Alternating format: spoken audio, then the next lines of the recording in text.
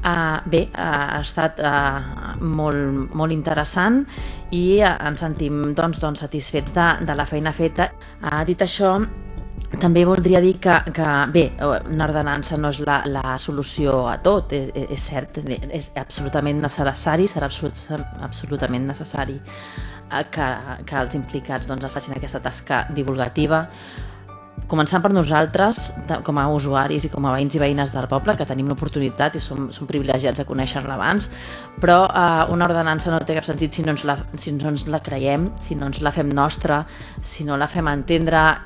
Després de pogut escoltar els agents policials, consideraven que era una eina que ells els facilitava en un moment donat, si era necessari poder argumentar davant d'un veí o veïna el per què se l'estava denunciant, que no té per què acabar amb una sanció, i què s'estava produint, quina era la infracció o la situació. Evidentment el vot serà favorable. Avui portem a ple, he sabut, les ordenances fiscals per aquest any 2022. El nostre grup reconeixem la feina feta amb les bonificacions en matèria d'energies renovables, que van molt en la nostra línia i que celebrem que sigui així. Però no podem donar suport en aquelles altres modificacions de les ordenances que el que fan és incrementar la pressió fiscal i burocràtica a la ciutadania del nostre poble, als comerços i també a les empreses. En la primera reunió d'ordenances ja els vàrem parlar de l'ordenança 4.3 de la taxa de llicències urbanístiques i ja vàrem mostrar el nostre desacord en el tema de la comunicació prèvia d'obres mínimes, el que se'n deia un assabentat, que segons el nou criteri d'ordenança s'haurà de pagar 25 euros per cada comunicat. Ara els hi posarem un exemple. Mirin, un veí de Sant Quirze pinta la seva façana, demana una comunicació prèvia, paga els 25 euros i quan ha acabat la feina passa un incívic i malauradament en tenim forces darrerament en el nostre poble i li fa una pintada malmetent la paret de casa seva.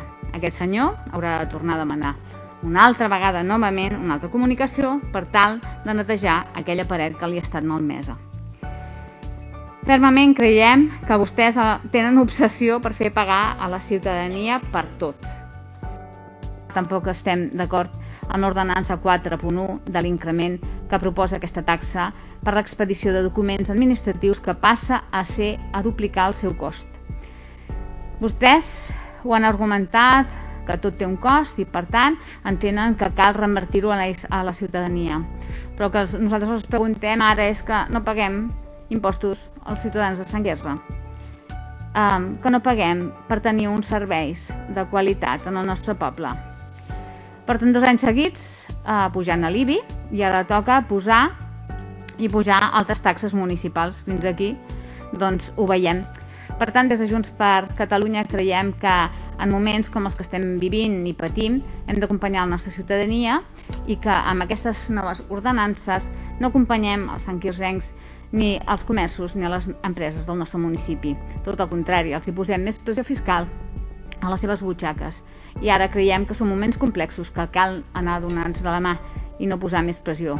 Per tant, el nostre grup s'abstindrà davant d'aquesta ordenança.